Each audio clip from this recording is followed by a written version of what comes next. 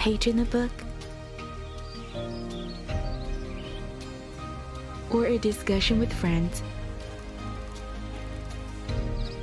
Sparks of inspiration surround us, waiting to be ignited. Make every day count, testing the laws of the universe.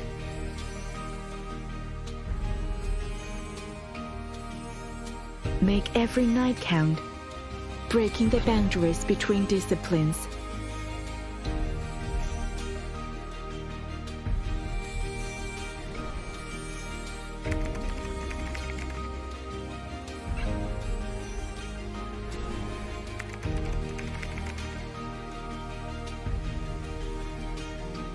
Explore the world with passion and curiosity. Challenge difficulties with confidence and cooperation. Magic happens here because this is Tsinghua. This is Shenzhen. Brimming with youth. Brimming with vigor. Pierce through dense fog and witness the wondrous depths of science.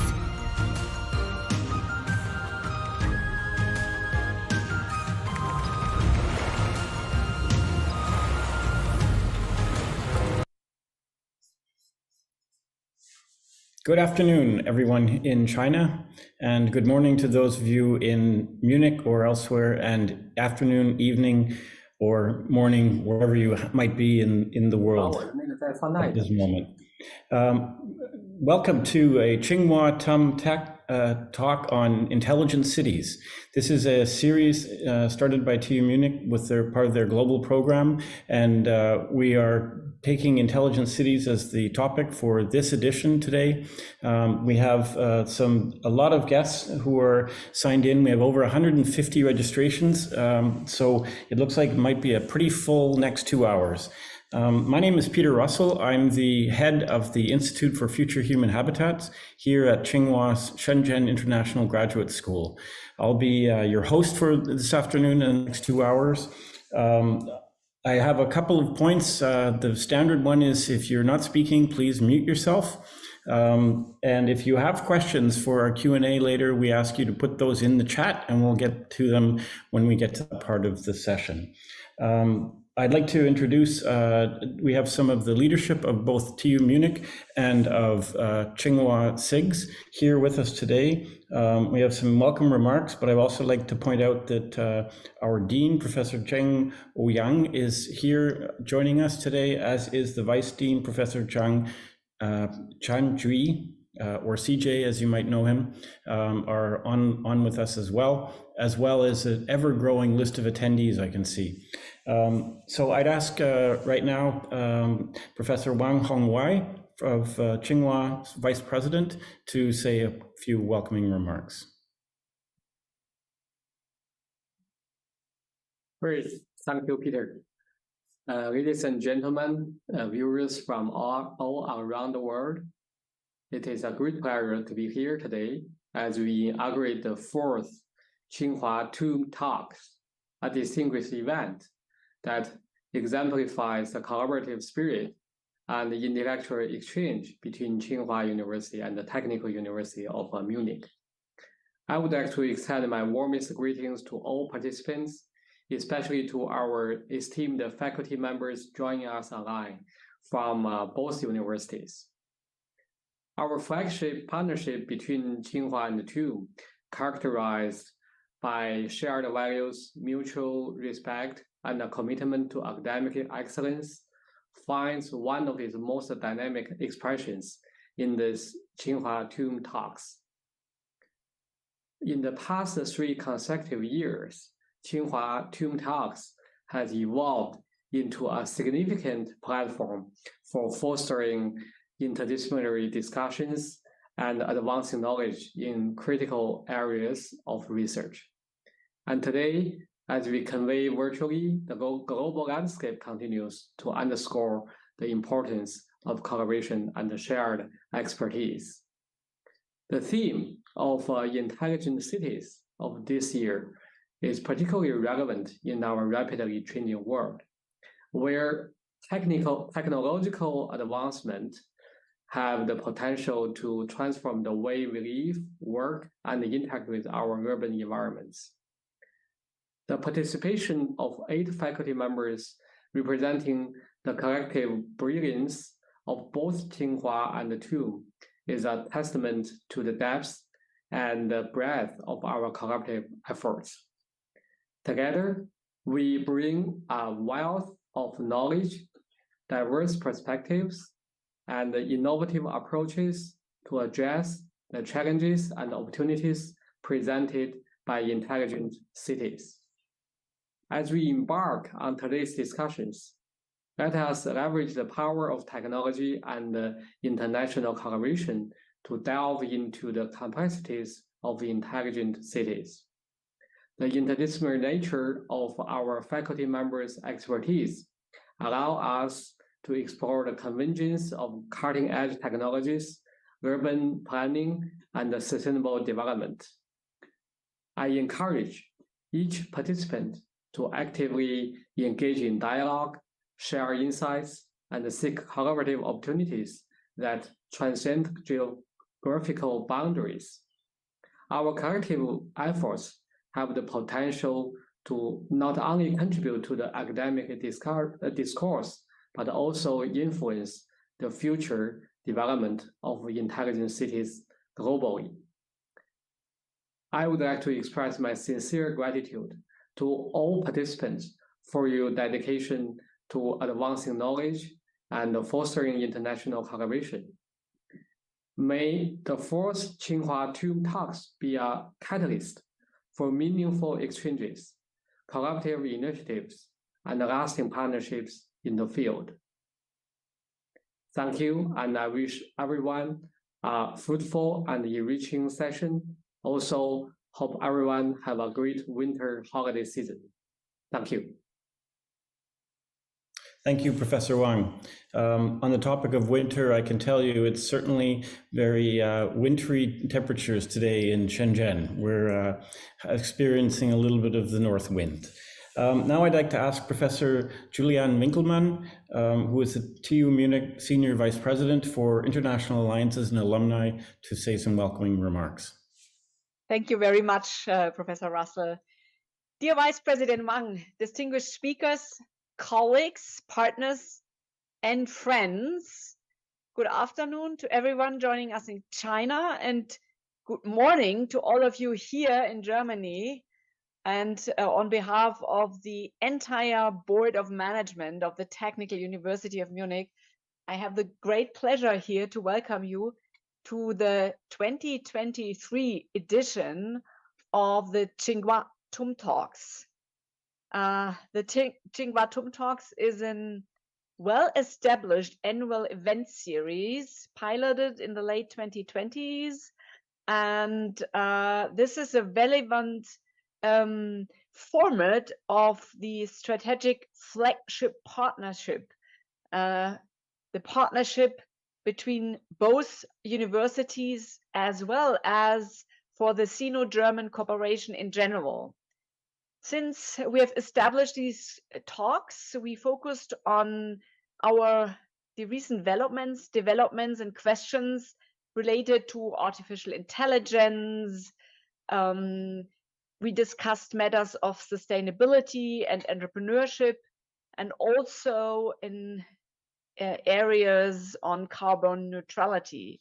So today, as 2023 is coming to a close, we come together again to deepen our standing of universities as key actors in accelerating our progress towards understanding the challenges and also the opportunities of intelligence cities of the future. Here at TUM, we share with our close partners as Tsinghua University a commitment to educate and train the next generation of world-class scientists, societal and political leaders, and this is important, entrepreneurial talents who think outside the box, invent and employ new technologies, and improve conditions for communities around the globe. So today we invite all aspects and all areas to discuss and concentrate and focus on the area of intelligent cities of the futures. As leading university, we increasingly believe here that we have the responsibility to really ensure that innovation and sustainability go hand in hand, and in generally that scientific breakthroughs and new technologies will lead to the advancement of our societies, especially in the light of global challenges that we all have to face and have to combat. And together we are able to make a significant impact on our lives in the cities of the future. So a mindset that encourages sustainable innovation simultaneously with cutting-edge technologies and new creative ideas will certainly support us in confronting the challenges that define our lives in the cities of the 21st century. And in this regard, China and Germany, Tsinghua and TUM have a leading role to play. So saying that, indeed, in the frame of our flagship partnership, our two universities have joined forces to bringing our brightest minds together here today to jointly create solutions on our broader communities. And I think today's event will again showcase how Tsinghua and TUM experts work on new technologies and innovations in this field, but it also shows how Tsinghua and TUM, as the leading technical universities in China and Germany, try to promote and to address and also to advance new approaches. In an area marked by rapid urbanization and technological advancements, the concept of intelligent cities has emerged as a beacon of innovation and efficiency. And these advances of studying and implementing such smart cities initiatives has become increasingly apparent. So urban efficiency, data-driven decision-making, sustainable development, economic growth, resilience to challenges, and most important for human beings, improved quality of life, show the advances that come along with research related to intelligence cities. These are just some aspects as many, but in this sense, we are all looking forward to sharing our experience today with our partners at Tsinghua Universities. We also look forward to many more occasions like today's occasions to promote both the individual and the interinstitutional learning. So I greatly appreciate our distinguished speakers for the valuable perspective, and they will share with us today. And I wish you all a most interesting and stimulating and successful, but also a thought-provoking event. All the best for today's exchange, and thank you very much for joining this important meeting. Thank you very much. Thank you, Professor Winkelmann. And I should say danke sehr and Shishi to the leadership of both TU Munich and Tsinghua University for giving the framework for this opportunity that I hope will happen today. Now, we have 7 speakers who are lined up, and we don't have that much time, so I'm going to ask all of our distinguished speakers to be as concise as possible. You have officially 12 minutes. I'm not going to start holding up a flag, but if you are getting close to the end, then I might step in just to remind you of that. So I'd like to, without further ado, maybe I should just let you know that we've got the 12 minutes so that we'll have a chance for about a 15-minute Q&A session amongst us to try and start a dialogue that we expect will continue after this event.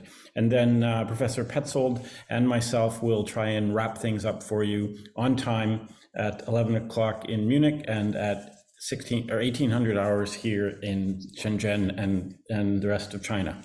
So I'd like to move on now to introduce our first speaker, who is Petzold.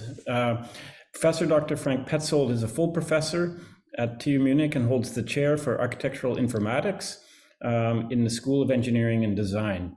He deals with questions of information technology support in the architectural design process in both research and teaching. His research involves analyzing the activities of architects and urban planners, formulating requirements for digital tools, and, based on novel and future-oriented technologies, creating concepts, developing and evaluating prototypical solutions. Today, Frank is going to be speaking about digitally designing cities of the future. I'll hand it over to you, Frank. Okay, good morning, everybody. I share my screen and hopefully you can see a presentation. I think so. Yes. So, okay, thanks for the introduction, Peter. Today I will talk about digitalization in urban planning and the necessary components in academia.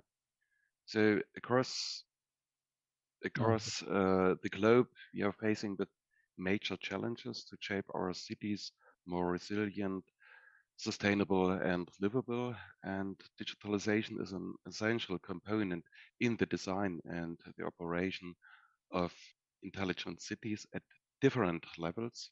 At the beginning, I will briefly introduce the TUM LOC Center, Leonhard Obermeyer Center, Digital Methods for the Built Environment.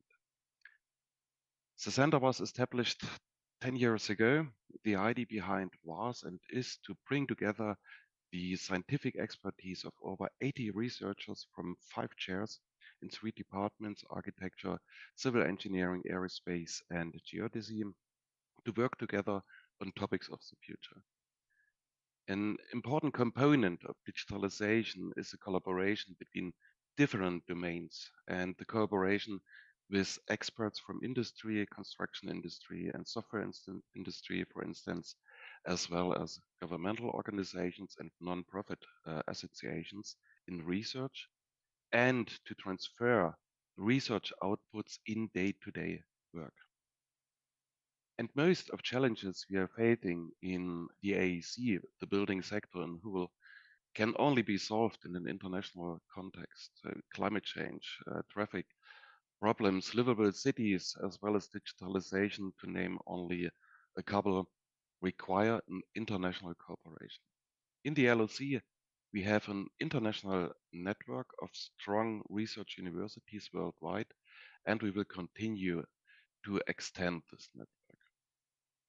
So, in addition to research projects, EU, DFG, and industry projects, and a couple of conference and journals papers, we offer joint teaching courses such as BIM Fundamentals and BIM Project. And last year, we have successfully started an international master program, ITPE, Information Technologies for the Built Environment. And from my perspective, another important component for the successful implementation of digitalization is lifelong learning. Together with the TUM Institute for Lifelong Learning, we offer 2 certificate programs, BIM Professional and Digital Twins for Cities, since many years. So in research and teaching, we focus on various topics at the urban and the building scale. And one focus is on smart cities, intelligent cities and regions, their technical basis, digital twin, and urban information modeling. So back to my topic today. The face of our world has changed dramatically in the last decades. Our societies, in particular the building sector, is facing with a number of challenges. On the one hand side, the effects of climate change, material and energy shortages, urbanization and digitalization, and that must be taken into the account in designing of livable and resilient cities. On the other hand side, norms, rules, conventions, local conditions must be also taken into account when we designing, planning and implementing cities. So the different criteria often conflicts with each another. Urban densification and green spaces, photovoltaics and green roofs, for instance. In order to harmonize the various factors in the design process, a modular and adaptable digital design platform based on digital twins for cities is required. Andreas Donatbauer from the chair of geoinformatics, one of partner in the LOC, will explain the technical basis later in more detail.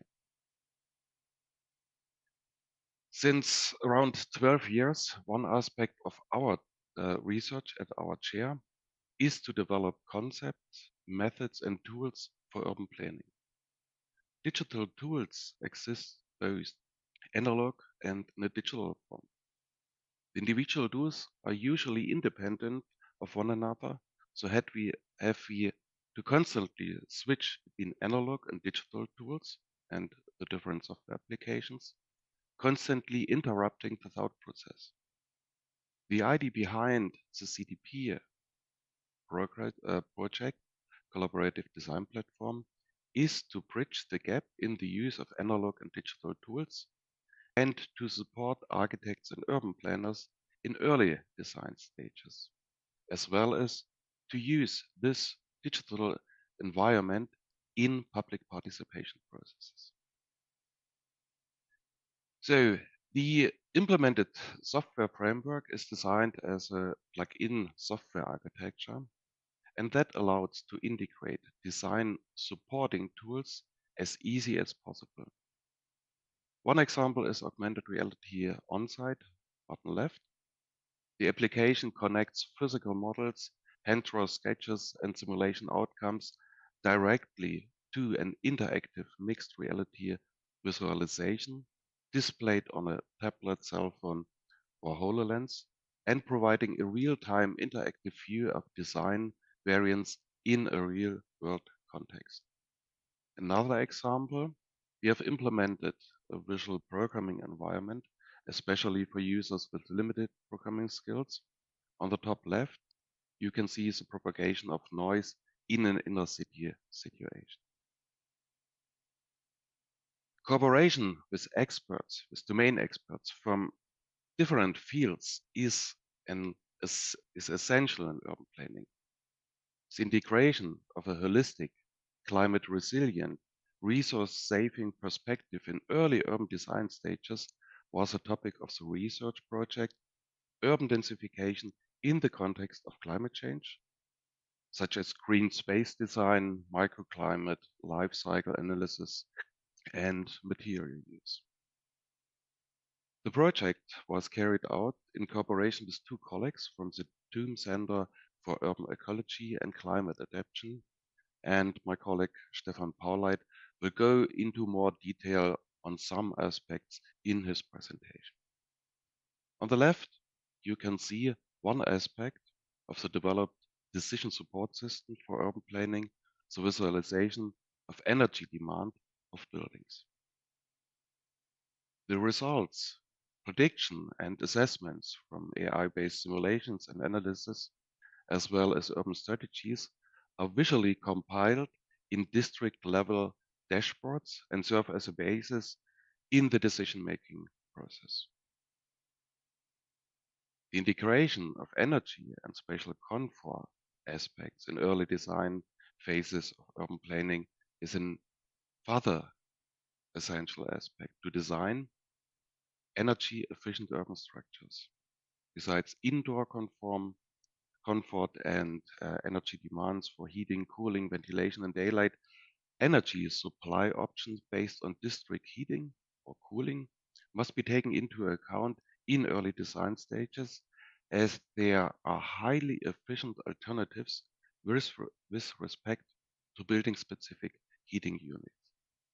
This was the focus of the CPP Energy Research Project together with my colleague Thomas Auer. On the left, you can see a computer-based real-time tool for designing and evaluating district heating networks. The unity of teaching and research is an integral part of our teaching concept at our chair and a further essential component for shaping the future of cities. Here you can see one example of the course Critical Modeling from the last winter term, which was carried out in cooperation with the city of Amberg. The student team has developed a software application, an interactive tool to improve the learning experience in public participation processes in the context of flood management. So, now to my conclusion, my first conclusion. Digitalization is the backbone for shaping resilient, livable, intelligent cities. Digitalization requires new ways of thinking. Necessary is to establish a new mindset. Digitizing analog processes is not the right path from my perspective. We have to explore and to use the potential that computers offers. We must thinking digitally, break new grounds, and explore new territories.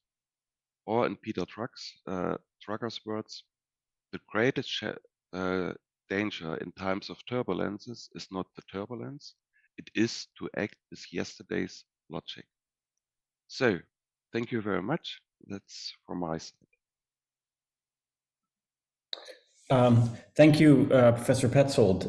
It's very interesting what you've shown us, especially the 10 years of preparation for getting to where we are now. And it seems like that's always been a thankless task to do a lot of that hard work just to be able to play with the wonderful things you've shown with augmented reality and other things. I think it's very interesting also to see how that is being embedded directly into the education, because our students are actually going to be the ones who are going to go into the field and be involved in planning our cities in the next 10 to 20 years. So kudos for that. I'd like now to move on to Professor Dr. Lu Shuai. Professor Lu is an associate professor at the Institute for Future Human Habitats here at the Shenzhen International Graduate School. He was also a lecturer at the University of Sydney and also had a position as a visiting scholar at the RWTH Aachen University, where I used to be stationed, so to speak. He's actually going to be a visiting professor at TU Munich later in 2024, funded by the TU Munich's Global Visiting Professor Program. His research focuses on the interaction of architecture, architectural science, and computer science. And Lu Shuai will be talking about intelligence-empowered, high-performance human habitats. Take it away, Lu Shuai. Okay, thank you very much, Peter. I'll just share my screen.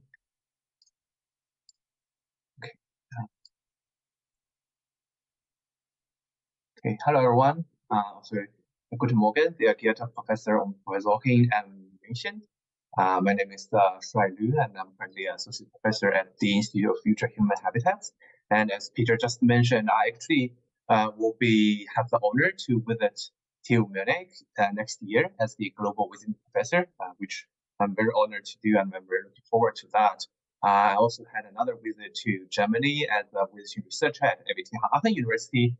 So it's really my great honor to be here to introducing my research to you, and I'm very looking forward for more discussion and research collaborations.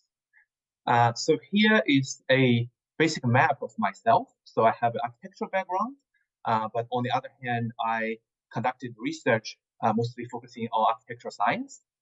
So in addition, I'm also using computational design as a tool to connect between architecture and architectural science. So hopefully, with the help of computational technologies, we can achieve innovative architectural design using architectural science as a starting point, and also we can achieve better performance of built environment through appropriate architectural design. So for the last 1 or 2 years, I devoted myself into deep learning and also the IoT, or the Internet of Things. So today I'll reporting some of our very recent research focusing on these two areas. So they are all very ongoing research. So I'm very looking forward to hearing your feedback and suggestions. So first part is about the intelligent design of the building plans. So it's about residential buildings. So residential buildings, as you all know, are most common and most relevant to people's life. Often people think that they are very simple because you can see the plan is actually just have different types of functions putting together, but actually it involves countless combination of possibilities. So how to make residential design is always like a very important task for the architects, and also whether the residential design can meet people's requirements, whether they are energy efficient, whether they have good building performance such as lighting or thermal performance, are very important to people's life and are very important to the future human habitats. There are some existing AI models that tries to generate high quality residential building design automatically, but the existing AI models, they all require like a bubble diagram like this, or like the specific boundaries or some constraint explained as a text, as an input. So they are not intuitive enough, because with designers, we more like graphics, and also we tend not to have like a very defined or specified diagram when we try to explore different design options. So here's our model. Our model is based on diffusion, and it enables the very flexible design. So for example, we can simply put different blocks. So this is the toilet, balcony, and living room, and bedroom, and kitchens, the different functions of building plan, and we can just place it, and then like in a to express our initiative design thinking. So for example, the toilet should be here, it should be approximately this size, and two balconies, one on the northwest and one on the southeast, things like that. Then the computer can automatically generate valid floor plans for us. For example, this one, if we change the shape of the living room, then it can give us a new design automatically. And then if we change the shape of the living room again to like a big square one, then we also get a new design.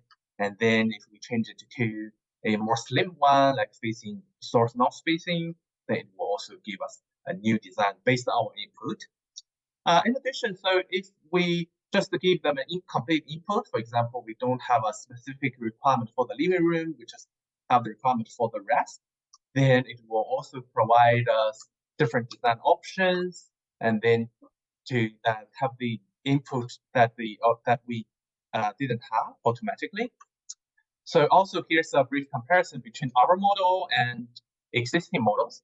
So if the input is complete and also valid, then our model as well as other models can give you valid floor plans. But then if the input is not so correct, not so accurate, then our model can still give you a valid floor plan design, while other models fail to do that. Or if the input is completely scattered, then our model can still understand what you're trying to do and provide you with valid design, while the other models will still fail to do that. So here's the basic structure of our model. We use a position embedding as a data element, which means that we basically give data freedom for the input data or the ground truth to move in the space a little bit, so that the model can get the ability to tolerate inaccurate positions. Also, we introduced a dropout mechanism that the model can allow incomplete or simplified input, which I just showed you. And finally, we use the two-stage diffusion that allows high quality result and more flexible editing. So in other words, we can first generate the layout, and the user can change it. And after the user changes, then the wall, window, and door can be generated based upon the layout that the user have. And here are the model output. And also we did a Turing test to see whether designers can distinguish the ground truth plan and the plans that our model generated. And the result is that they actually can't distinguish. It's pretty much 50-50. And this model, of course, is a in-progress work of art. So we think it has the potential to use a tool for interactive design. It can also be a design tool for non-professionals. So if you want to design your own house, then this can at least be a tool for you to play with at the start. Moreover, we think that it can be used as a performance-based optimization of optimal design generator. So even if you're a professional designer, then this model can help you explore different options. Then when it's connected with the simulation, then it can automatically give you the high performance or high energy efficient designs for you.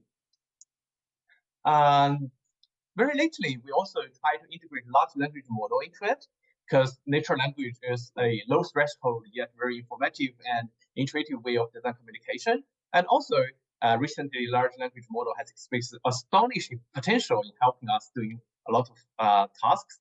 So, for example, here, if you input a paragraph of text specifying your requirement for your residence, then the model can give you a valid design that suits your requirements. Also, if you just give them a very brief instruction, for example, just want 3-bedroom and 1 living room of how many square meters, then it will give you different design options for you to choose. And also, it can also allows you to edit your design. For example, if you have a design here, then you can and then give a prompt to say that how you would like to change your design. Then the model can give you the design automatically as well. So, for example, here are different inputs. They all give you different valid designs. And then here is a multi-optional generation. You just see that give me a house with 3-bedroom and 1 living room, blah blah blah square meter. Then it will also give you different design options. And in addition, you can also try different methods to edit the design you have. Then you can have a new design. That's the first part. And the other similar thing I would like to share with you is our work on the intelligent design, but the 3D forms. So it tries to enable us the automatic transform of a sketch to 3D form.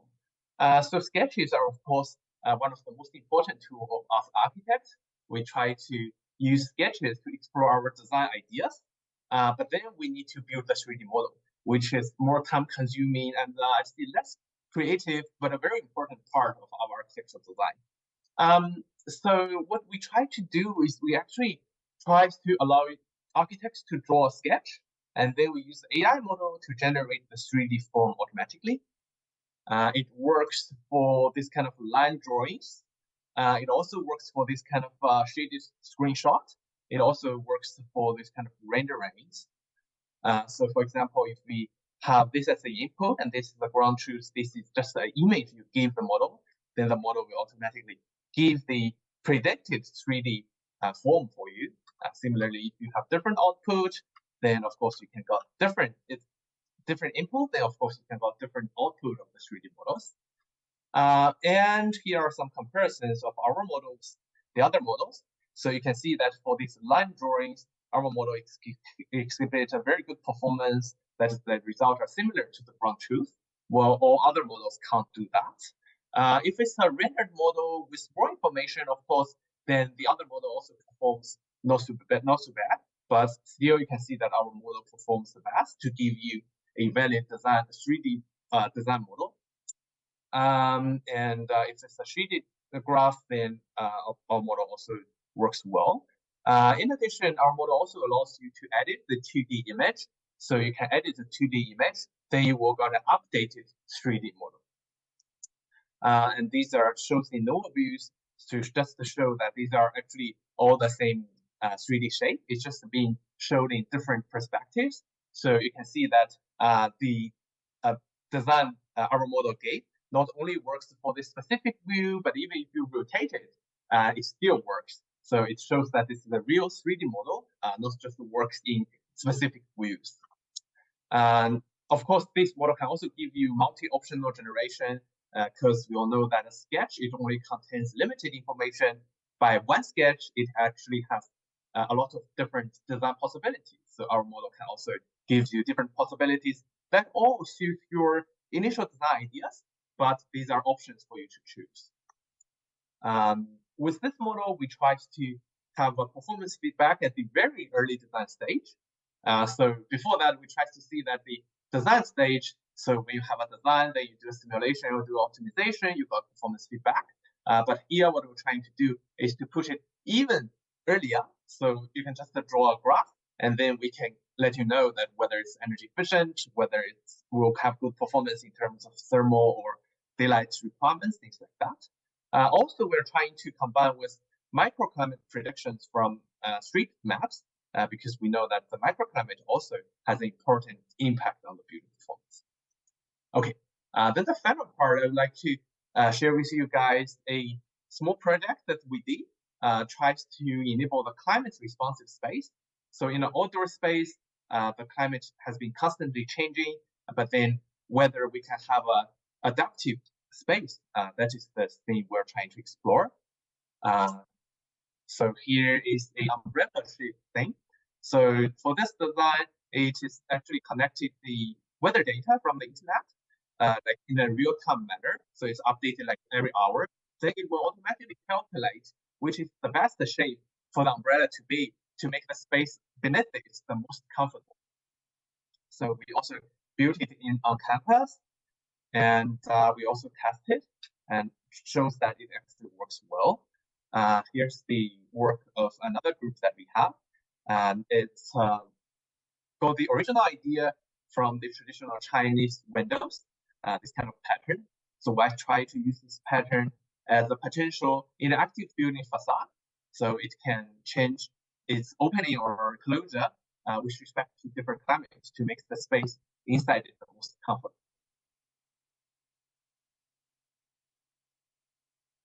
Okay, due to the time limit, I'll skip the next video, and then that's it. Okay, thank you.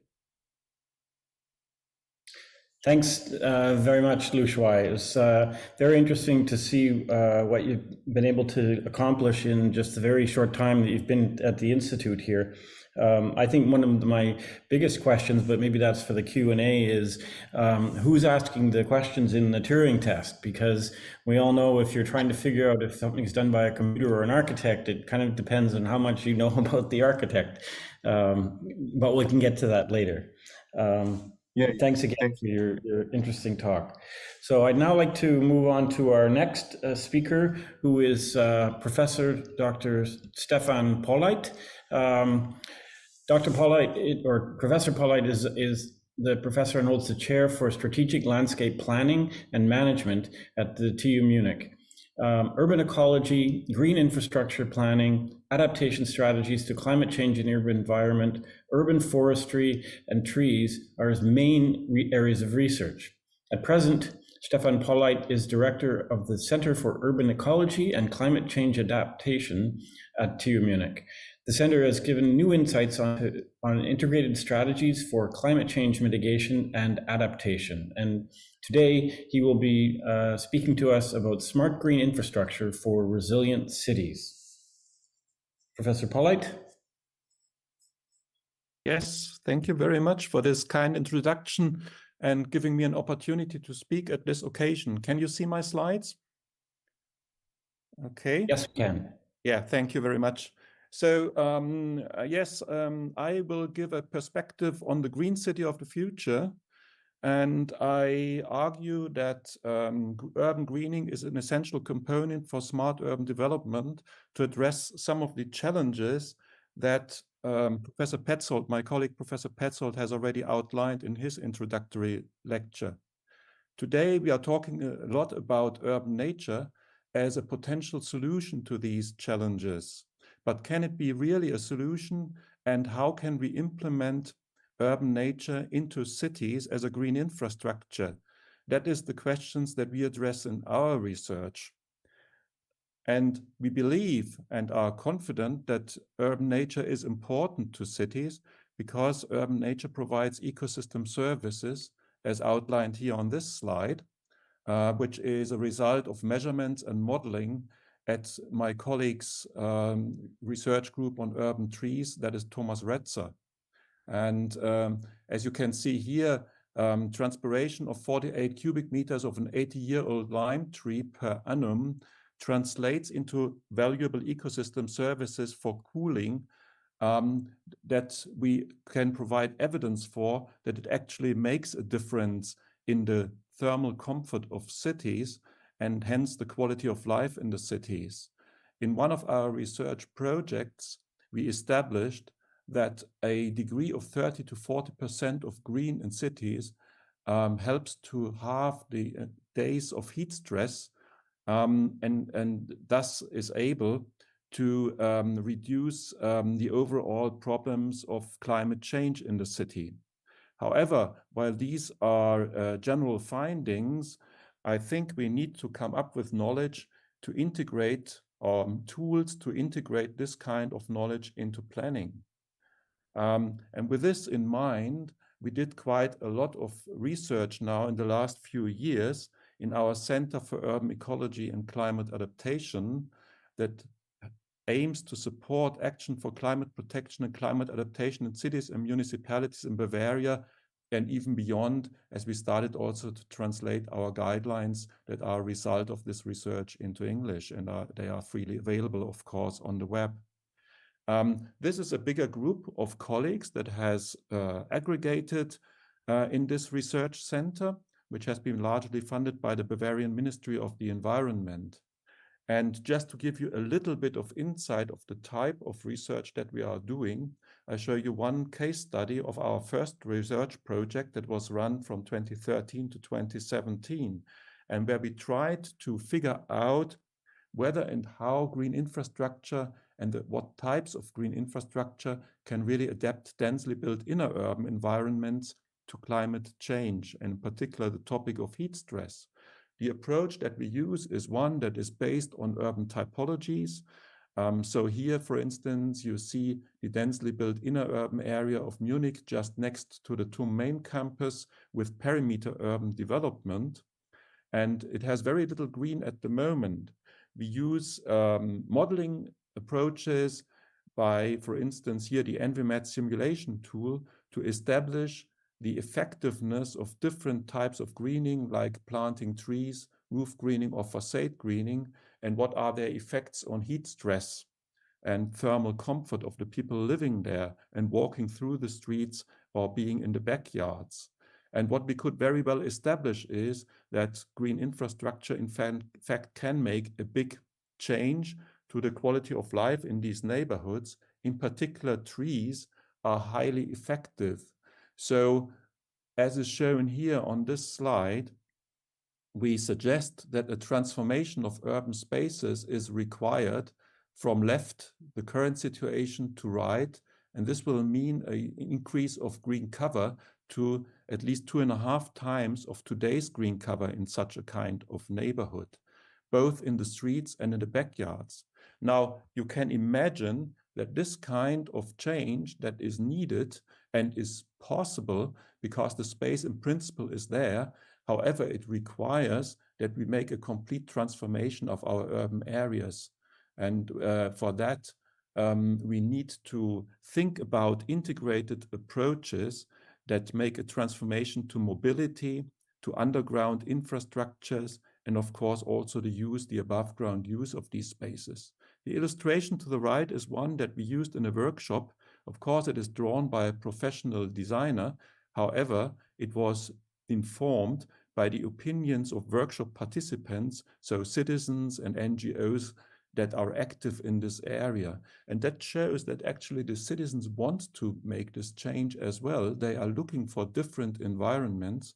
However, we need to overcome the challenges of converting this space, which is occupied by cars largely, into some more livable spaces.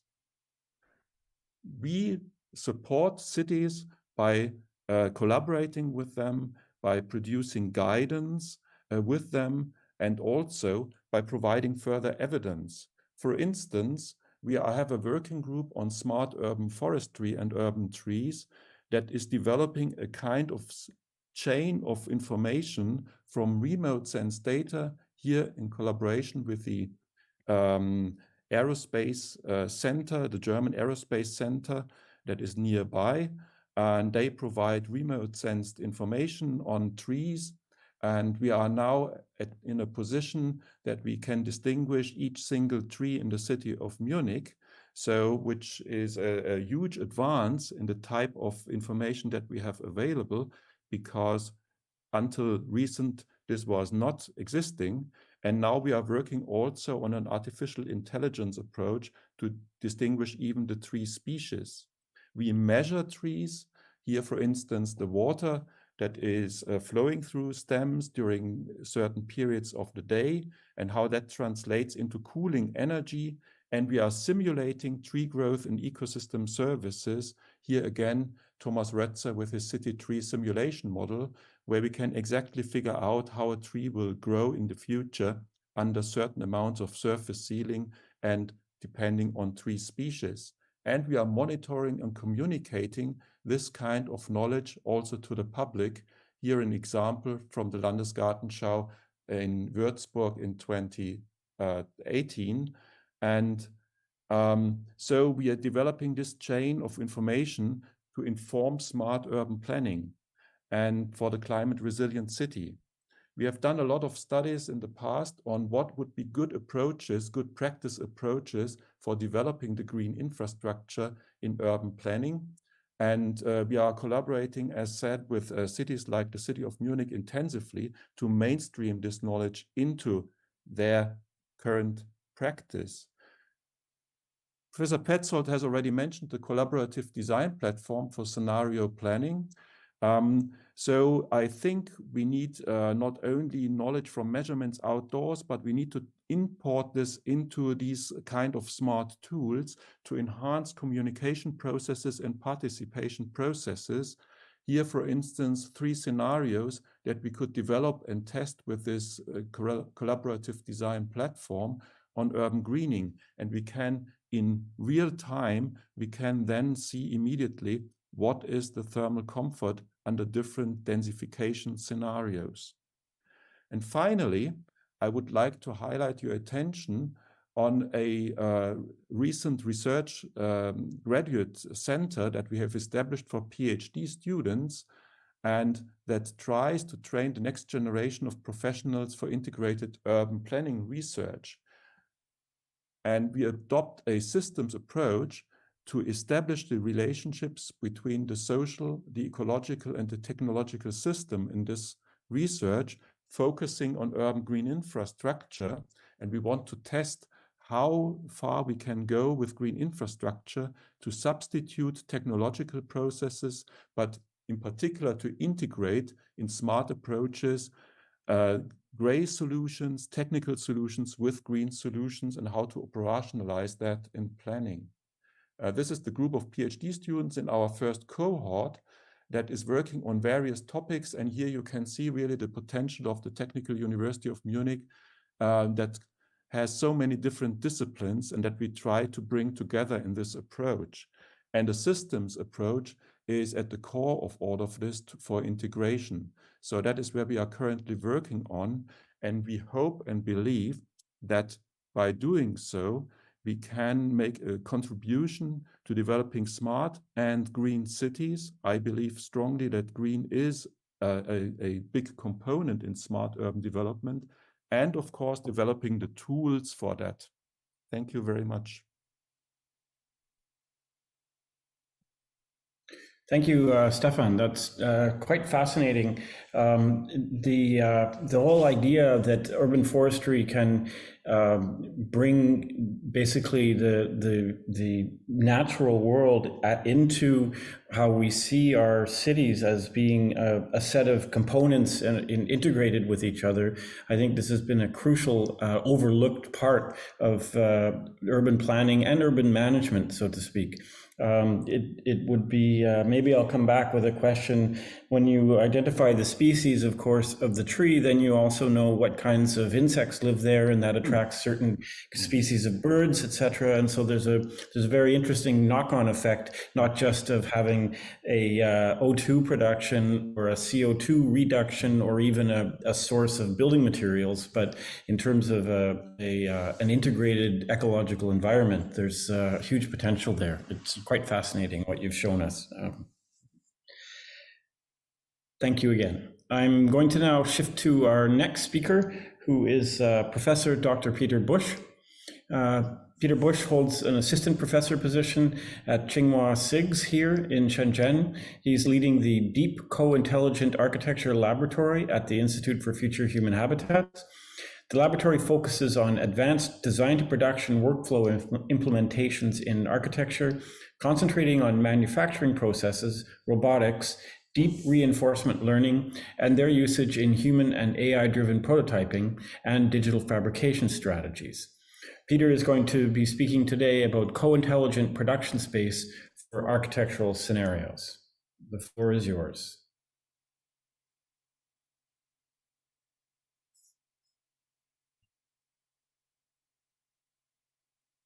Thank you very much, Peter, for your kind introduction. Thanks a lot for having me here. It's a certainly great opportunity, and I'm thrilled and really honored to be a part of the TUM Talks. Today, I would like to concentrate on the aspects of architecture, engineering, construction, and operation sector, AECO, and to talk about it from the perspective of intelligence of AECO in the context of intelligent cities. So as the title of my presentation suggests, I'm talking about the co-intelligent production space for architectural scenarios. So it's about the co-intelligences, human intelligence and artificial intelligence working together to create a spatial scenario, to create a process for production of such a scenario.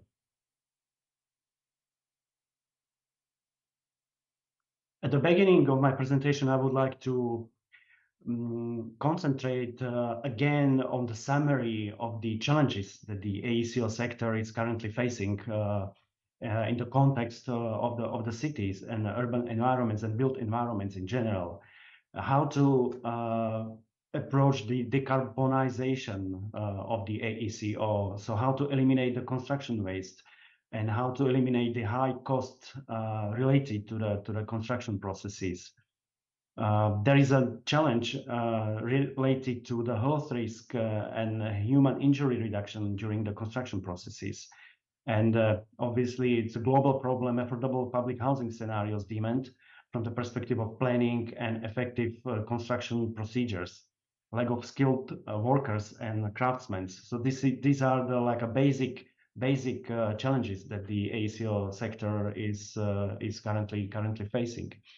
So therefore, to address those, there are actually many opportunities within the scientific domains that can be explored. How to bridge the cross-disciplinary gap between the disciplines of AECO, artificial intelligence, and human-computer interaction, and how to employ the human agencies, the human intelligence in this in the era of the AI in establishing one coherent design to production workflow from design planning to construction delivery, and how this might help to define novel categories of AI-driven production space creation. So using the AI in the context of production and construction deliveries. My research relates to this idea of co-intelligent strategies, how the human craftsman or human designer, architect, or if you wish, master builder can collaborate together with the machine in a one coherent loop. So this relates obviously to the contribution of digitization of the industry and production efficiency improvement, which might lead to the efficient strategies in decarbonization and elimination of the human health risks and injuries, and how to integrate human cognition, human skills, and human creativity in these processes. These are the aspects I'm very interested in. And also at our institute, at the Future Human Habitats, we are trying to integrate those strategies or to improve the production efficiency, and we are doing research in this area, for instance, through the usage of the kit of parts methods of assembly, how smart assemblies can create a spatial scenario, and how we can address the problem of production efficient assembly processes. For doing this, we developed the parametric tolerance model, which addresses the problem of tolerances if we are having assemblies in the different environmental conditions. For instance, the workshop is all of a sudden different in comparison with the outdoor environments, especially if you are talking about subtropical environments like Shenzhen.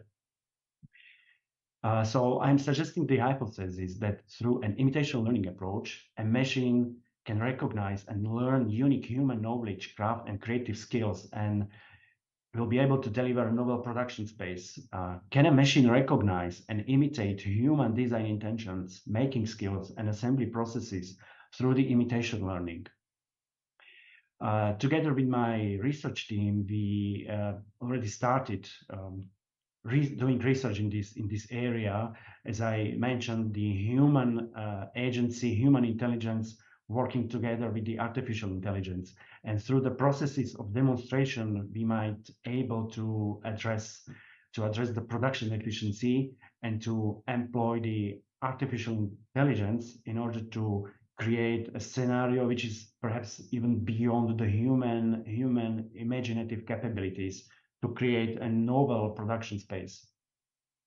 One human into coherent process together working with the robot.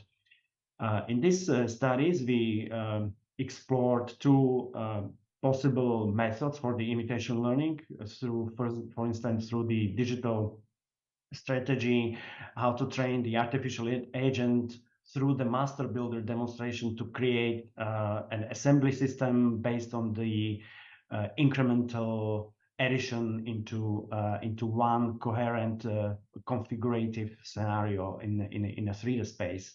Another option is to navigate the robot through the gestures, and the robot can learn and understand the principles of these gestures, and will be able to learn different types of human-driven toolpath creations. So using the robot as a interface between the human and between the productive spatial scenario. Through these strategies, we successfully implemented this assembly system approach through the master builder driven imitation learning at the Digital Futures workshop in Shanghai at the TUM University in China, and students were exploring different strategies, also the computational exploration related to the production space delivery and production efficient digital workflow in order to create abstract at this stage, but very interesting configuration scenarios. At the moment, we are focusing on the paradigm of the discrete architecture. So we have a design to production workflow where the students are designing the components that can be assembled together in order to create a spatial scenario.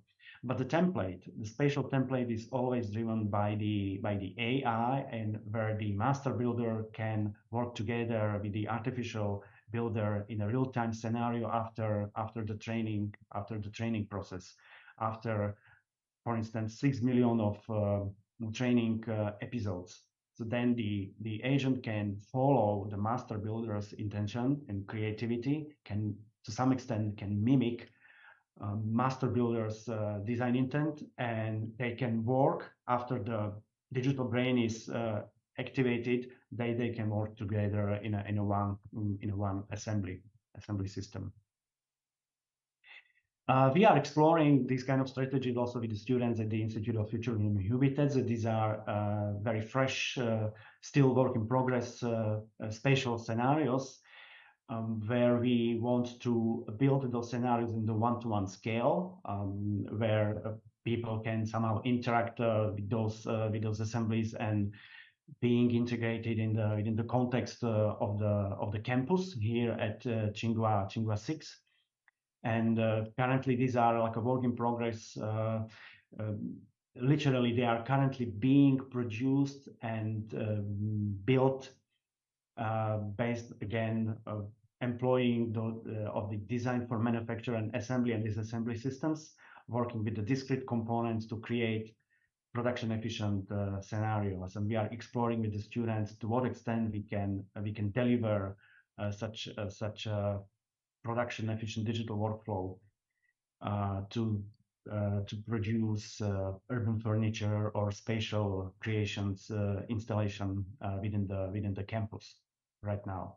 So these are this for instance example refers to the more traditional Chinese structure, Chinese architecture, and the question is how we are able to reinterpret it in the contemporary architectural language, or fractal-like systems to create assembly assembled into halls, or structural assembly, again the notion of adaptability and flexibility according to the specific spatial condition, and how we can deliver a scenario in a very unique configuration, or very strict orthogonal system reinforced with the specific diagonal elements.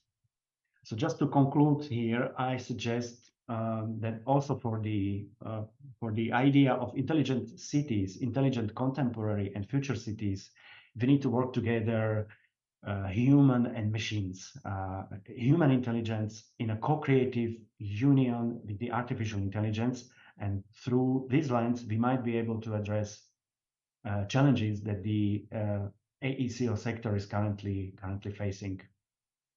Thank you very much for the opportunity. I really enjoyed. Thanks a lot. Thank you, Peter. That's a fascinating start to your research lab here.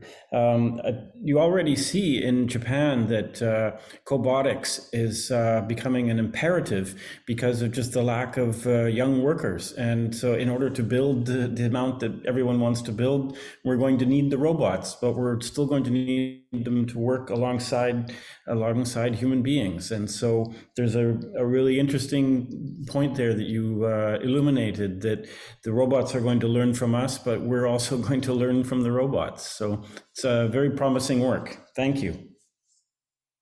Thanks a lot. So I'm now going to move on to our next speaker, who is Professor Dr. Thomas Auer. I'm just have to scroll, sorry about this here. Thomas Auer is a professor for building technology and climate responsive design at the Technical University of Munich, and he's also a partner at Transsolar. He works with renowned architectural firms worldwide on award-winning projects that feature innovative design and integrated energy strategies. His research focuses on environmental quality and robustness in the context of a sustainable transformation of the built environment. Professor Auer is truly a pioneer in this area, and we're very glad to have him today. And he's going to be speaking with the question, rather than the title, of Lost in Transformation. Take it away, Thomas. Oh, Peter, good to see you, first of all. Thank you very much for the introduction. I kindly adapted my title towards robust buildings for intelligent cities. So talking more about buildings first before I talk about the bigger context. So it's very clear where we need to head towards. We need to decarbonize the building sector, and how do we achieve this? I think this is a very important question for the scientific and academic environment. And let me show you first where I'm coming from. In my previous career as an engineer, I had the privilege to work on buildings like this. Here, a high-rise building in Canada, which got completed in 2010 for Manitoba Hydro with KPMG architects from Toronto. And the interesting thing is that it's still considered the most energy efficient high-rise building in North America. Something which is kind of absurd that within 15 years after almost 15 years after final completion, nobody wanted to adapt the ideas of a climate responsive design, which is integrated in this high-rise building. There was another thing which was driving our research. We did intensive monitoring in this building, and we recognized that in the first year of operation, we had something we call a performance gap of almost 100%. So in September of 2010, the building used almost twice as much energy of what we have predicted in design. And it took us two full years to get the building to operate as designed. And so this question of performance gap is something we took into the university as a research question and wondered if it's driven by this complexity of a climate responsive building design, a building that reacts to changing climate conditions, that has a level of smartness integrated into the design approach, into the building controls, etc. So the question is this complexity a problem for the building industry? Or is it a general problem of the building industry? And so doing our literature research, we found actually quite a few studies. So one study we found is from the Royal Institute of British Architects, which is called Better Spaces for Learning. And they looked into 60,000 school buildings, almost 60,000 school buildings all over Europe, and found that 95% do not work as designed. So there seems to be a general issue about quality control in the built environment. Then Madavi published something where he showed the typical performance gap in residential building and non-residential buildings, which is quite significant. But also Van Donkelaar showed this performance gap differentiated depending on program typology. So it is a significant issue. So we see that non-residential buildings do have an average performance gap of something, depending on the literature, between 30 and 70%, which is quite a significant problem we need to think about. And so for us, we see that there are two ways to address it.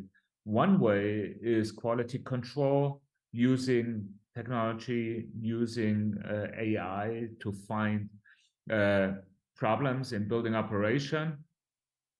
The other is, the other question we asked ourselves, is it also a design problem? And can we simplify design to minimize the problems?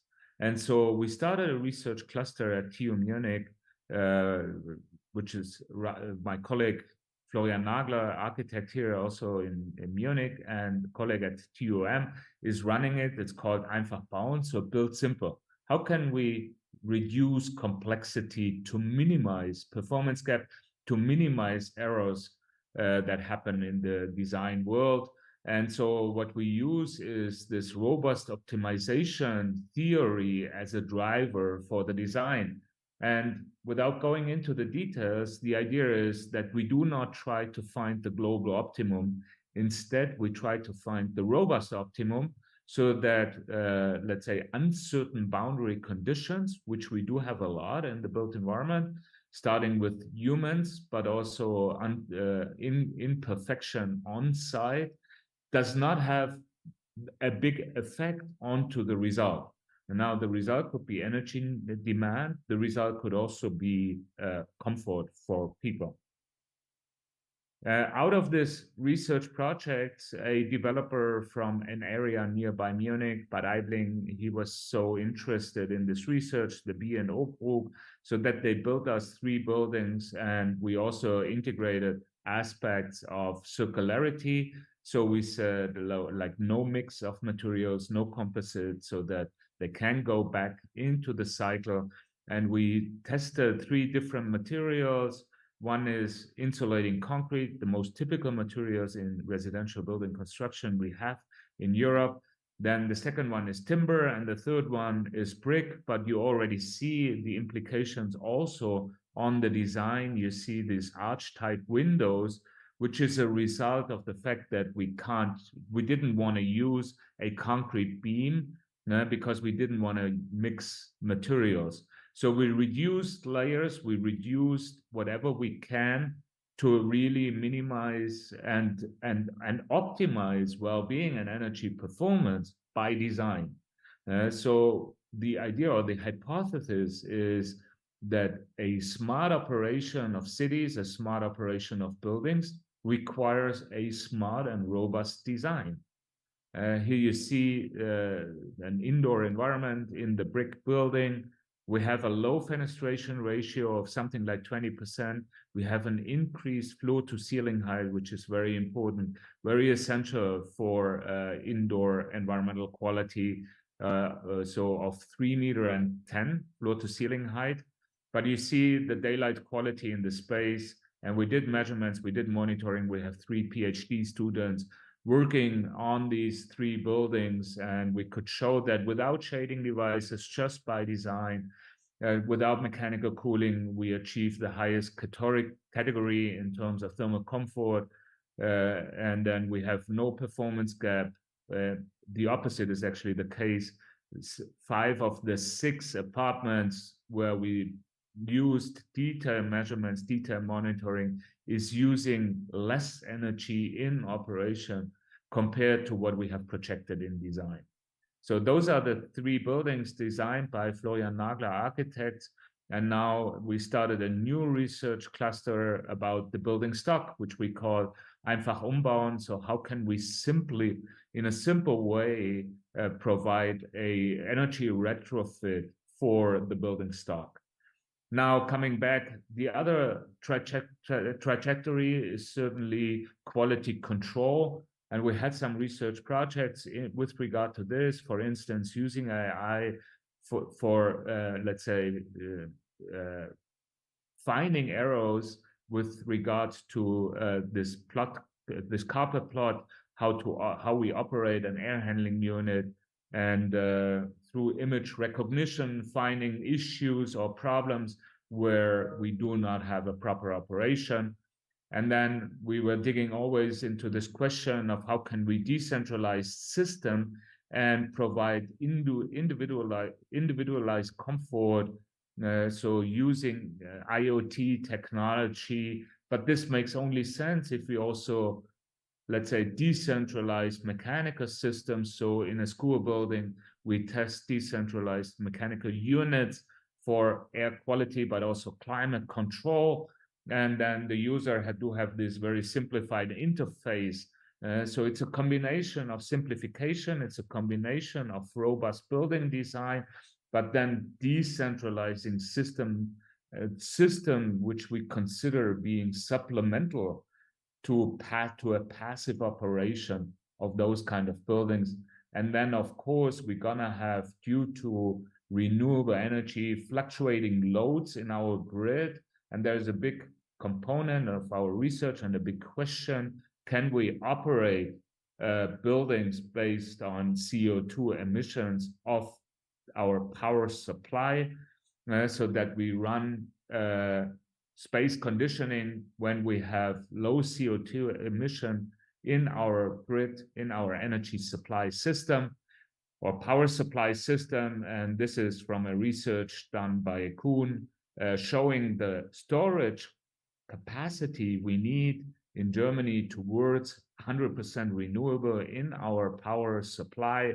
And you see it's going to increase exponentially after 2040, as soon as we reach a very high percentage of renewable energy supply.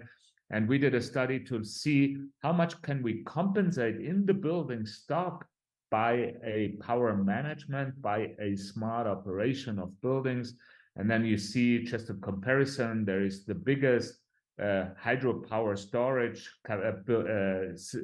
facility we have in Germany. It's called Goldestal. It's in Thüringen. And when we compare it, if we have 2 million electric cars and use those 2 million electric cars as a power storage, it's the storage capacity of 7 times Goldestal. But within the building stock, if we use climate control as a storage, a smart weather predictive climate control, we can store about 180 times Goldestal in the building stock. So you see the synergies and the potential we have with a smart building control. So to conclude, Smart design means robustness and simplicity first. So it's not necessarily only about technology. It's not necessarily, not at all about complexity. It's the question, can we create a robust and simple built environment as a basis for a smart operation? And then we need to decentralize building controls and system. And the third and probably most important, buildings need to operate CO2 controlled. Thank you very much.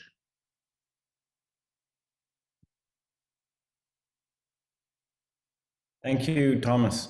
It's very interesting what you pointed out. First of all, that it's not just the architects that need to learn how to work better, but the buildings themselves. I think also the point you made about circularity and the separation of materials, or rather, let's say the clean connections of different materials is going to be crucial to meeting the decarbonization. I think we can build pretty efficient buildings nowadays, but if we don't tackle the issue of circularity of the materials, we won't get anywhere near what we need to do. So thank you for pointing that out. I also like interesting that from a place in Winnipeg, my home country, is still considered one of the most efficient buildings in North America. And also an interesting point. Thank you again. So I'd like now to introduce Professor Zhang Yi. Zhang Yi is associate professor at the Institute for Future Human Habitat here in Tsinghua SIGS in Shenzhen.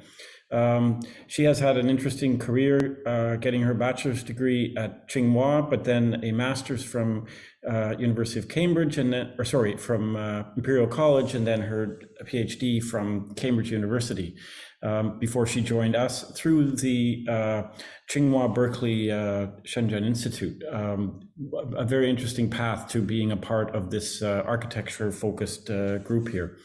Her research focuses on flexible building energy systems, big data analysis and energy utilization behavior prediction, smart building sensing and operation management, as well as electric vehicle and low carbon transportation management. She's also working on building energy planning with SIM, or City Information Modeling. She's going to speak today about the flexibility resource planning for a carbon neutral city. Zhang Yi, please. Yes, thank you very much, Professor Russell, for your kind introduction. So good afternoon, everyone. So today my topic will be the flexibility resource planning for the carbon neutral city. Actually, perhaps everyone knows that China has announced we will do the dual carbon goals and to aim to peak the carbon dioxide by 2020 and achieve the carbon neutralities before 2060. So actually, this is not our own goals. Actually, this is international things. A lot of countries have permitted to achieve this kind of goals.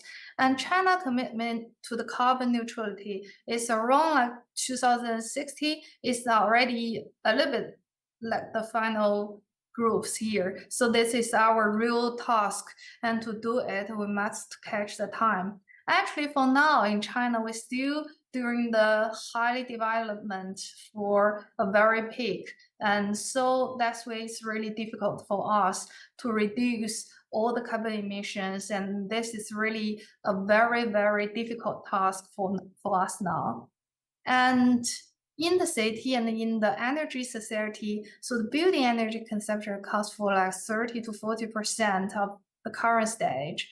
So zero carbonization of building energy is very crucial to achieve the carbon neutrality, because even though we know in the industry related part, we still need some fossil fuel to do the energy and also be some materials to achieve some very key part of the industry process. So actually buildings are very important, and we really need to achieve the carbon neutralities in the very first place to ensure the total target of the whole society. And in China, the energy consumption of the building operation is around 20% of the total social energy consumption.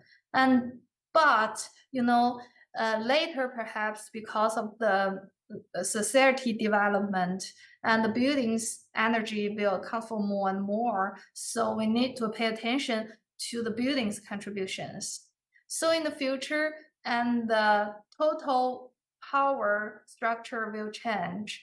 Currently, actually 50% of Chinese energy society is from the coal electricity. And later, we want to use more renewable energy, such as the solar energy and also the wind energy. So we'll gradually change the energy structures to our final goals. And then with less and less carbon emissions, and we can achieve the final goal of the carbon neutral city. But actually, currently, the big issue is when we took off the fossil fuel electricity generations to use the renewable energies. But there are very big temporal mismatch between the renewable energy supply and the building electricity demand. So how to solve the temporal mismatch will be a very important topic. So although at the very first beginning, we use the fossil fuel as the electricity generation, we can really control the generation and the supply part. Although it may lack energy waste, but people can sometimes even achieve these goals. But then if we have the really very big gap in the mismatch, so we need to really focus on this issue and to see how the buildings can contribute to solve their problem from the building side, not only rely on the supply side. So currently in China, we propose a new flexible building energy system. It's called the PEDF. But actually, the core idea of the whole system is to enhance the flexibility of the building energy system to make the buildings can be adapted to the whole energy structure and to release the pressure of the whole smart grid. However, if we now want to use the building energies and to increase the flexibilities, we need to do a very well flexibility resources. So we all know that the battery will be a very good items and to use for the battery for the storage. But actually, this battery is kind of expensive and maybe will cause some environmental issues. So in that way, actually, the buildings will have some thermal storage resources. If we can combine all the resources and use them all together, it will be very good cost effectiveness to the whole society. And so in this study, we use the Shenzhen as a case study to compare the different combinations of energy storage. For example, like only batteries and only ICE and only EVs and also different combinations, and to see how will these combinations to perform during the low carbon cities planning. And before that, we know we really focus to see the mismatch between the supply and demand. So how to simulate the building demand in a very good way and in an accurate way is very important. So we have developed a very simulation system for the city scale building group. We can automatically to simulate a very good numbers of buildings and to make the simulations. And this is our simulations for Pingshan district. So it's really a large number of buildings and we can get very accuracy at the current stage. And then we built up a city-scale demand-side flexible energy resource platform. So in this platform, we'll set up the building energy behavior and also the rooftop PV behavior, rooftop TV's resources. And also we simulate all the EV's behavior into it when we can change to the different parameters and conditions and scenarios to see what will happen. And when we do a case study, we can say if we make very good planning, we can reduce the annual cost of 50% and to achieve the PV self-consumption ratio nearly 100%. That way, if we can do a very good planning and we can make all the things to be in the better place. And from the analysis and simulations, if we use the multiple flexibility resources, we'll of course achieve best performance. And it's very interesting that when we use them all together, and we can use more ice storage system than the battery. So that means we can use the thermal storage system in the building in the very first place to make up. And also what to mention is because EV, so electric vehicles, is increasing more and more in China. And in Shenzhen, actually by 2019, we have changed all the bus and all the taxis into EVs. And for the private EVs, so currently we have 480,000 private EVs. So in Shenzhen, and later we'll have more and more. So, but for the EVs, actually, the most of the times, at 80% of trips, they are actually only 2-point trip every day. And for most of the times, like 10 hours. So they will stay at home. So it can be a very good energy storage, like resources in the building as well. However, for now, it's because we see the district, the EV cannot be perform so good as we imagine because the current number of the EVs are still not really enough. But if we do analysis, if we use the EV as flexibility resources, it can still save cost with free parking and free charging in the current stage. So in that way, we can encourage the EVs owners to participate in our plan and to make our whole system in a better way. And also another issue is because now in China, we have very low carbon price. That means even we'll count, when we do the optimizations calculations, we'll count carbon price into that calculation, but because the carbon price is very low, so that doesn't really influence much. So in that way, if later we have a higher carbon price, and I think that will take more and more important in that case when in the low carbon plannings and operations.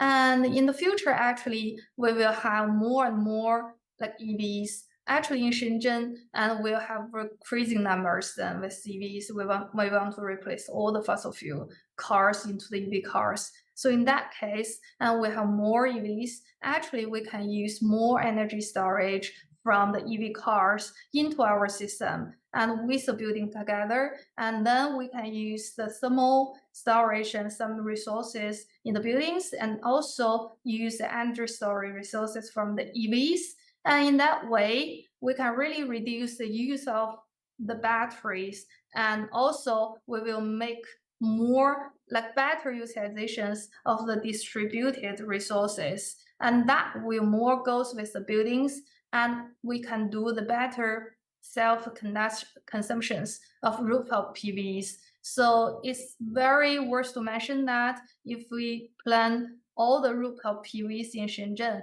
we can really save like 20% of the carbon emissions in the very first place, and can enhance the robustness of the distributed energy utilizations. So, okay, that's all. Thank you very much. If there's any questions, so I'm very happy to see the questions. Yeah. Thank you, Zhang-Yi. I think it's a very good overview of the complexity of the I'm going to say the CO2 ambitions here in China, but also the willingness of a city like Shenzhen to make the categorical decision 4 years ago to say we are going to have only electric buses, we are only going to have electric taxis, and then taking that decision and implementing it. So even though it's a very steep mountain to climb, it's clear that the willingness is there, and maybe some of the tools you've shown us are going to help make that happen. Thank you. Yeah, thank you. And about the questions, if you do have questions, especially to our attendees, please put them into the chat or the Q&A, and when we get that far, I will try and field some of them to our panelists. I'd now like to introduce Dr. Andreas Donaubauer. He studied geodesy at TU Munich and also had a period of time at the University of Greenwich in the UK. He's working as a senior researcher and lecturer at Professor Thomas Kolbe's Chair of Geoinformatics. His research focuses on the interoperability of geospatial data and information systems, BIM GIS integration, a pretty hard topic to solve, and data infrastructures for smart cities and regions based on virtual 3D city models. He's going to talk to us today about Smart District Data Infrastructure, SDDI, a framework for managing urban digital twins. Andreas, please. Yeah, thanks very much, Professor Russell, for your kind introduction, and also thanks to all the other speakers for their inspiring talks. I think all the digital tools and simulators we've seen today in the other talks could be integrated in the infrastructure I'm talking about in my talk, which is called Smart District Data Infrastructure, SDDI, a framework for the data management in urban digital twins. This infrastructure concept has been developed in European-wide projects in the EIT Climate Knowledge and Innovation Center, and is now rolled out to cities in Germany like Munich, or in the so-called Connected Urban Twins project also to the cities of Hamburg and Leipzig, and in the project TwinBuy by the Bavarian Ministry for Digital Transformation, also to smaller municipalities in Bavaria. And the use cases that can be handled by this kind of infrastructure are quite diverse. In these projects I mentioned, they are, for example, heavy rainfall management, 3D energy planning, traffic management, up to bed occupancy management for hospitals. Before I come to this infrastructure, I want to motivate it by looking into the domain where the term digital twin originally comes from. It's the industry domain. And in this domain, a real object of interest is represented by a digital counterpart, the digital twin, which accumulates data on operational states and changes throughout the entire life cycle of the object. So the aim in industry is to keep the digital twin up to date, so it reflects the real object as closely as possible. And in order to get into this position in industry, the Internet of Things is used. Sensors are there that measure information on the real object, and this information is transformed to a digital model of the real object. What are the applications in industry? So it's about monitoring and control of physical objects and systems. It's about the identification of exceptional conditions. Predictive maintenance is a big field of application in industry, but I think the most powerful feature is the so-called what-if scenarios. So you want to do virtual testing of future scenarios in order to see the impacts of changes before they are done in the real world. So wouldn't it be absolutely great if we could do the same with cities?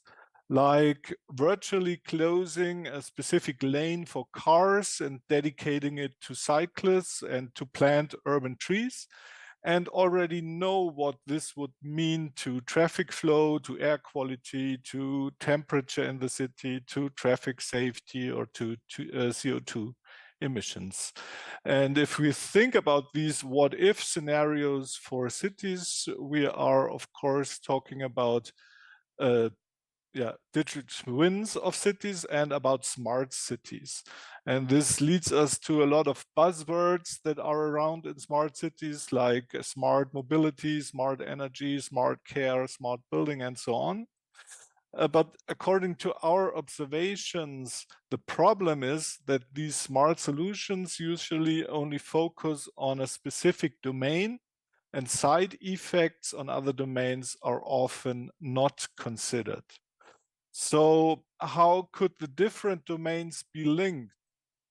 As all of the domains deal with real physical objects like buildings, roads, cables, pipes, and so on, or trees, a virtual model of the city could act as a link between these domains and disciplines.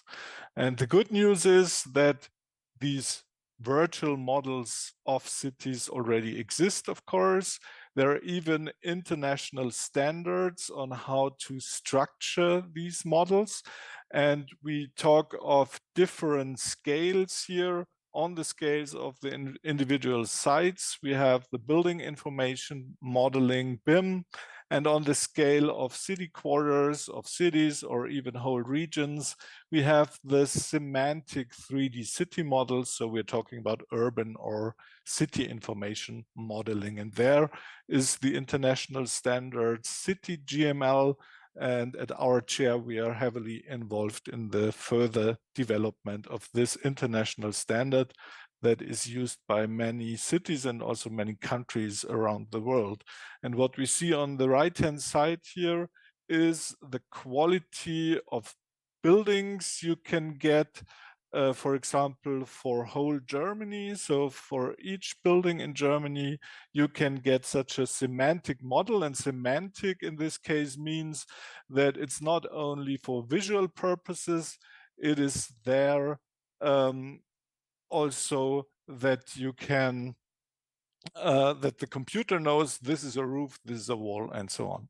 And we go into further details. Today, we are talking about semantic models of the street space, and we are also connecting these semantic models to sensors, like in this case, to the traffic light sensors here. The question is this it? Are these models the urban digital twin?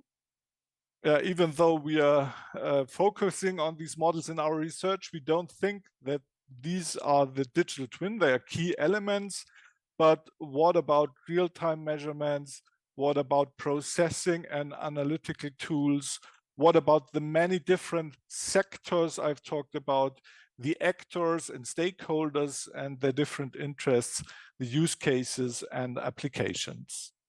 So from our point of view, the urban digital twin is the set of all digital resources about the city distributed across all resource holder. So it's a distributed system. It's a complex system of systems that clearly cannot be managed explicitly by one platform or by a single IT system. So we think we need an infrastructure for representing these kinds of urban digital twins. And our answer is the Smart District Data Infrastructure Concept, SDDI, where we structured all these information resources. We say that there are different actors in the city who want to have access to information on the city by using specific applications. And on the other hand, these actors also have their own information about specific city objects that might also be useful for other actors.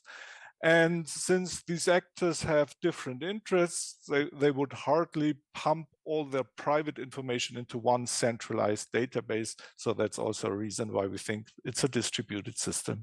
Then from the data side, we see that there are different kinds of data who are relevant for these applications, like IoT and real-time data, static domain data, which is more or less static, like the number of inhabitants in a building, the energy certificate of a building, and things like that. And a virtual district model, which could be a semantic 3D city model, a network model, or a building information model.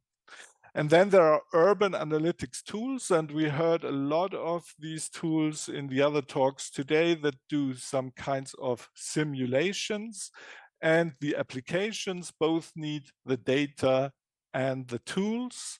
And also these urban analytics tools, of course, produce data, they consume data, but they also produce data, for example, simulation results. And in the middle of this distributed infrastructure, we have a so-called resource registry, a catalog that would allow us to find all the resources in this infrastructure.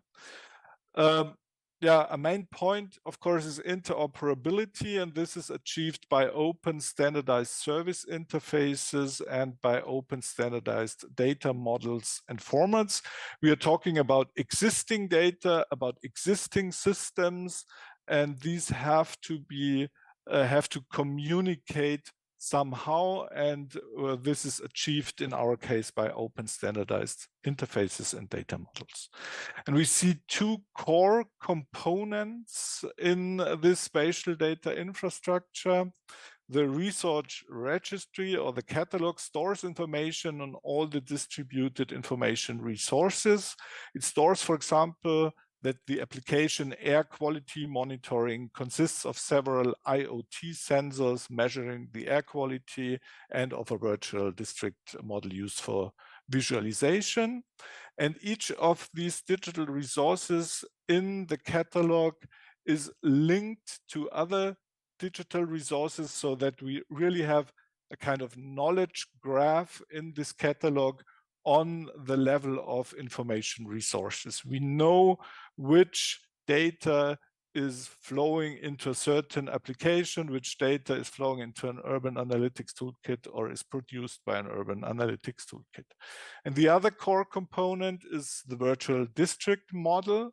This goes one level deeper and provides reference objects like individual buildings, street segments, lampposts, and so on, that can be used to link information from different domains at the level of individual city objects. I brought two use cases that should illustrate our concept. One is municipal energy planning. Questions could be, what is the estimated energy demand of all residential buildings in the municipality? How much energy can be generated through PV? And what if we were to refurbish 30% of the buildings owned by the city government? So we have a specific application. We have specific actors that are there to provide the data and also to use this application. And we have specific data and specific urban analytics toolkits. On the other hand, in a second use case, the construction of a new school center. So questions could be, how does the planned school center fit into the surrounding area? What effects are to be expected on local traffic? We have a different set of actors, we have a different application, but we have an overlap in the data resources that are used for this use case. And of course, we have different urban analytic tools, like here in this case, a traffic simulation.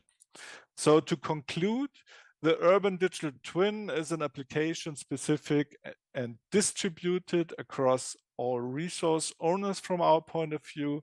And this SDDI can be used for implementing urban digital twins. It is an information infrastructure, not a monolithic system. Anyone can contribute their digital resources, only the interfaces must be standardized, and the resources remain with the resource owners.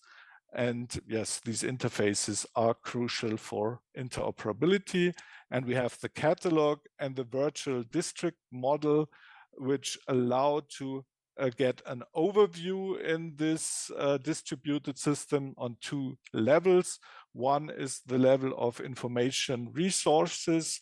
There we can ask the catalog which digital resource make up the urban digital twin for a specific application, or who is responsible for which resource in this distributed environment. And we have the level of individual city objects with the virtual city model, where we can use this model to represent and visualize the current state of the city, but also future scenarios. And through semantic enrichment, which means that the urban analytics tools play back their data to the objects in this model becomes smarter with each new use case through this semantic enrichment. I brought some resources, and thank you very much for listening. Thank you, Dr. Donauer. You're quite right. It looks completely like some of the tools you're working on is a place to not only connect the actors in the urban environment, but all of the actors attending today's Tsinghua-TUM Talks. So it's quite fascinating. I think I'm going to ask all of the presenters if we can supply a source where we might have a chance to look at the slides, because there really isn't enough time to spend time, and I think many of us would like to do that.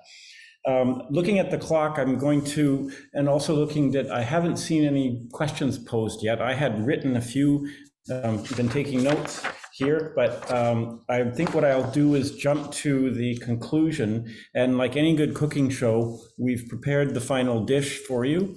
And I was going to ask Frank Petzold if he could, we'd discuss some of the things we might draw as a conclusion, if he would do that, and then I'll wrap up some comments. Frank, can you Yes, take it from there? I can. So, okay. So to the conclusion remarks, wait a moment. No. So, okay. So, I'll repeat a little bit. Today we talk about concepts and groundbreaking research in the field of intelligent city development from different parts of the world, from different domains. And we notice that the world has changed dramatically in the last decades. Today, we are facing with a lot of challenges. That means urbanization and the effects of climate change, to name only two examples. And important is what we design and plan today. That is the reality, the built reality for the coming decades. And so I think we have to rethink on different levels. So circular economy and urban mining, renewable materials, and the transition to sustainable energy, and also to think about new urban strategies, so resilient and livable cities, spawn cities as an example. And so I think it is necessary to bring together the knowledge and the experience of the different domains to solve the current challenges and to shape our future, especially in the building sector. We heard this today: climate change, research, and energy shortage, and they know borderlines. And so I think it is necessary to combine the knowledge from the different parts of the world, the experience, and from my perspective, that is the only way to meet the global challenges, especially in our sector. Important is, and that was in the last presentation, Andreas presented this, important is the backbone. That means the data infrastructure for smart cities, for smart districts and larger regions. And that is the basis for designing and operating smart, intelligent cities. And today we talked about a lot of topics, and that's ranged from energy to ecological aspects. And I think that digitalization offers the opportunity to redefine and to adapt cities for the coming requirements. And so we can simulate and validate the impact of the different criteria on the building environment before it is built. And that needs a requirement, or it needs the expertise and the cooperation from the different domains. And that, I think, work together is the central component for shaping the future. And the different building blocks or components addressed today in today's presentation must be select and adapt for the respective situation, for the specific city, for the specific region, because in universal, a general solution does not exist. That means we have to adapt this and to customize this. And I mentioned this before. I think very important is these two components, that means research-oriented teaching and lifelong learning, especially in teaching. With joint lectures, invited talks in summer schools, we can together provide our students with the necessary knowledge and the insights from the different domains and from the different parts of the world, because our students are the decision makers in the next decades. So, and I think cooperation and exchange in the academic field is fundamental.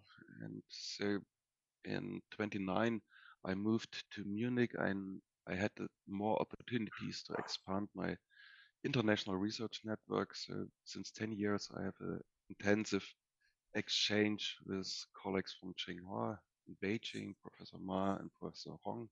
And so we organized guest lectures in Beijing and Munich, as well as supervised doctoral candidates. And since this year, we have an ongoing project, Reduce, supported by the TUM together with Tsinghua SIGS.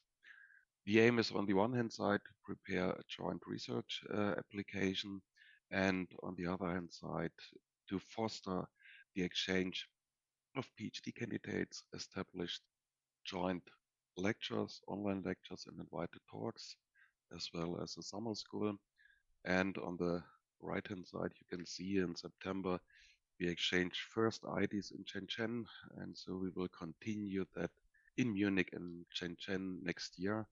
And the idea behind is to build a long-term partnership in this field. And so I'm happy to that we can do this, and I think only together we can master the challenges in the building sector. So that's from my side, and so I give the hand over to you, Peter. Well, thanks, Frank. I think it's important that when Frank and I first discussed the cooperation between TU Munich and this new institute here in Shenzhen, we were trying to build what I would call a rope footbridge between our two chairs. And but looking at all of the work that's presented today, I think we can start to plan a multi-lane highway bridge, because there's so much overlap in terms of interests, but a lot of cross-fit in terms of how our own research, our individual research topics could really buttress and flank each other. So with that, I'm also going to let you know, I can't officially announce anything, but we are working diligently here to establish what's called the Human Habitat Hub in Shenzhen, which will be a kind of industry platform where we're inviting industry to come onto campus to work with our researchers and actually have their own internal researchers come in and work with ours who are doing their PhDs. And that might be an interesting platform for us to collaborate on. We also have a visit from, including our leadership, to TU Munich in January. So Zhang Yi will be visiting to those of you in Munich in just a few weeks' time. And of course, Lu Shuai, as was mentioned, is coming later in the year as the visiting scholar. So there's all sorts of opportunity already. I'm going to suggest that we might consider to make our own, not wait for the next TUM and Tsinghua talk, but to establish maybe a built environment forum for PhDs from our own PhDs. And that's something I'll be in touch with all of you to look for when and where that might be a fruitful place. I think the potential there, we've all seen today that we have the ability to save the world one building at a time, one research project at a time. And the participants here have demonstrated that there's a lot to do, but also a lot of let's say readiness and a lot of thought going into that. So I come away from today feeling very optimistic, even though sometimes when I turn on the news, it's not so much. I want to thank you all. I want to thank our organizers who've been working really hard in the background to make sure that this worked technically flawlessly. I want to thank all of our presenters today. Interesting to note, I think I am the only native English speaker. So all of you who've had to fight with your English, I salute you. And also I want to thank all of the attendees who have paid attention into a very, very dense couple of hours. I'm looking forward to the work, but first we have maybe a period of rest where we have some holidays coming up. So I'm going to wish all of my German colleagues a good Erholungsurlaub and a frohes Fest. For the rest of you, I wish you a pleasant day and weeks to come. In China, of course, next January, we're going to be celebrating our own New Year's. So there's a chance to take a rest before we tackle this, the built environment and the future of this planet. Thanks again to everyone, and wish you a pleasant day. Thank you. Bye-bye. Thank you very much. Thank you. Bye-bye. Bye-bye. Bye-bye. Bye-bye. Bye-bye.